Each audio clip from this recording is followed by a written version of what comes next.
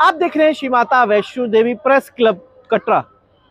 हम हैं इस टाइम नगर कटरा के बालगंगा जाने की माता वैष्णो देवी की दर्शन का पहला पड़ाव। पिछले कई दिनों से जब से माता वैष्णो देवी की यात्रा का RFID कार्ड यानी कि रेडियो फ्रीक्वेंसी आइडेंटिटी कार्ड की शुरुआत हुई है, तब से ही ये संशय बेकरार बनकर सामने नजर आता था कि जो यात्री मां के दर्शनों के लिए ऑनलाइन पर्ची लेकर मां के दर्शनों के लिए आते थे, उन लोगों को क्या सुविधा जो है वो दी जाती थी। अक्सर देखा गया है कि जो बड़े होटल्स, 5 स्टार होटल्स में रहने वाले श्रद्धालु हो या कुछ इस तरीके के यात्री जो लाइनों में ना लगने के बाद जो है ऑनलाइन पर्ची को लेकर आते थे, उसको लेकर जो है कई सारे सवाल यहाँ पर देखने को नजर आते थे कि क्या उनको यात्रा करने की अनुमति दी जाती है या फिर उनको वापिस उसी यात्रा पर्ची के काउंटर्स में जाकर लगना पड़ता है जो आम यात्रा पर्ची जो YRC 1 या YRC 2 नगर कटरा में बनाया गया है। पर वही इसी खबर को लेकर आज जो है बालगंगा पर हम मौजूद है और आप मेरे पीछे ये जो काउंटर यहाँ पर देख रहे हैं, ये एक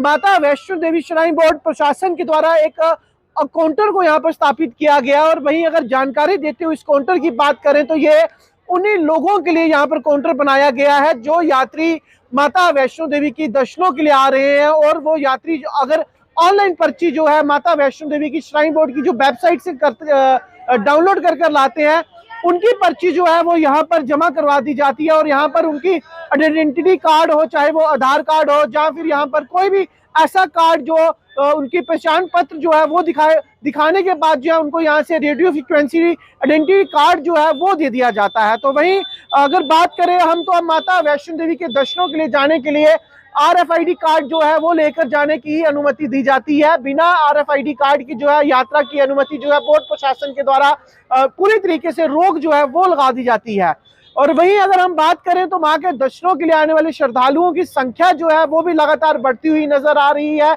यानी कि अगर 31 दिसंबर 2 जनवरी तक की बात करें तो ऑनलाइन पर्ची जो है वो भी पोर्टल में फुल हुई नजर आ रही है। तो वहीं अगर आप 3 जनवरी के बाद की अगर पर्ची ऑनलाइन भी लेकर आते हैं तो बालगंगा स्थित काउंटर या फिर YRC में भी 2 अलग से ऐसे काउंटर लगाए गए हैं जहां पर मां के दर्शनों के लिए जाने वाले अगर ऑनलाइन पर्ची जो होगी उसको लेकर वहां से रेडियो फ्रीक्वेंसी आइडेंटिटी कार्ड जो है वो लेकर माता के दर्शनों की अनुमति दी जा रही है। अपने सहयोगी हनी सदोत्रा के साथ कटरा से शुभम शर्मा।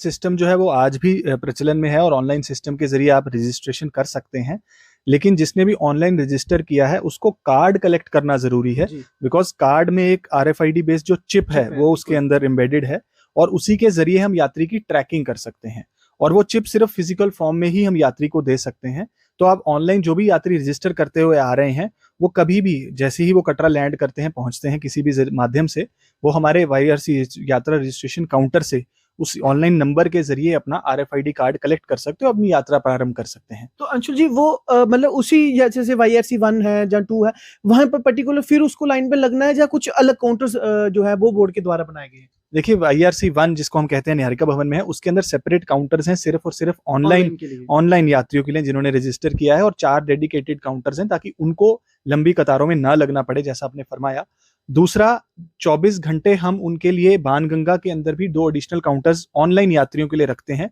कुछ वजह से अगर ऑनलाइन यात्री हमारे YRC काउंटर्स पर नहीं पहुंचते हैं तो वो बाणगंगा में ही दर्शनी ड्यूटी पर भी अपनी ऑनलाइन रजिस्ट्रेशन स्लिप दिखाकर अपना RFID कार्ड कलेक्ट कर सकते हैं, क्योंकि कार्ड की सुविधा एक पिलग्रिम सेफ्टी और पिलग्रिम इंटरेस्ट में ही शुरुआत जो है बोर्ड ने की है, और उसके बिना किसी प्रकार की एंट्री ट्रैक पर अलाउड नहीं।